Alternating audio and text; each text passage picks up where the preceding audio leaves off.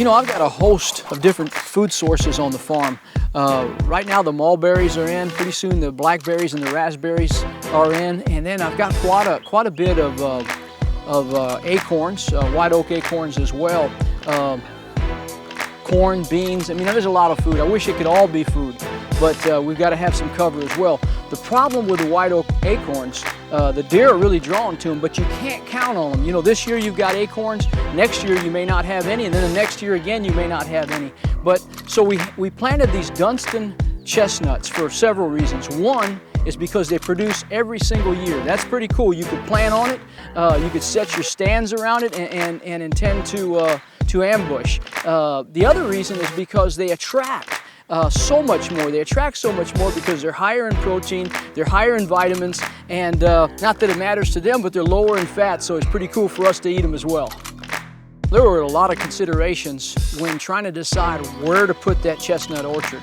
And we found a spot that is great because it's on a kind of a south-facing slope, so these trees receive sunlight all day long. From when that sun comes up to when it goes down, they have sunlight. The other thing, it's got great drainage, and it's not too far. It's easily accessible with a mower and easily accessible when I want to water it. Those are some of the things I took into consideration when planning on where to plant the orchard. You know, after we found the spot, we had to figure out how many trees can we plant in this particular area.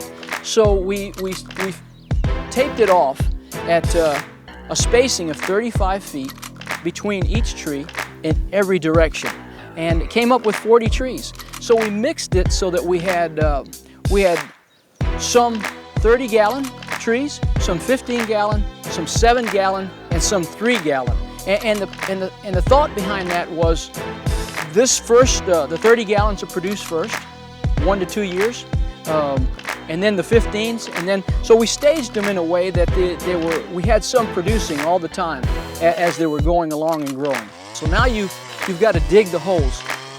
So what you want to do, you want to dig the hole slightly wider, larger than the root wad itself, approximately 6 inches larger. And then you want the roots to be slightly above flush with the ground so that water doesn't settle and hold on the tree, on that area itself. Okay, so next you backfill with loose soil and tamp it in all the way around to ensure that you don't have any air pockets. You want the roots, as they grow, to be able to make contact with new, good soil.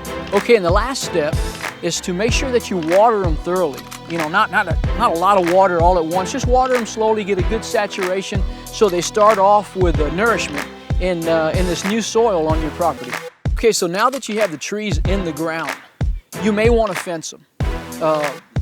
Where we are on my property here, the deer numbers are high, so we fence. We fence it because we don't want the deer raking the bark and rubbing them and tearing up the limbs, and you know all the things the deer do. So that'll keep the deer off the trees at least long enough for them to grow strong.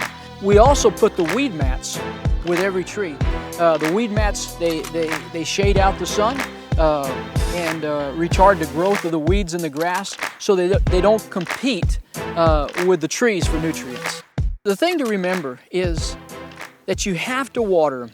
That first year you have to water them, and you've got to prune them, you've got to take care of them, because it is a substantial investment. But the neat thing is it's an investment that you make one time, provided you take care of your trees.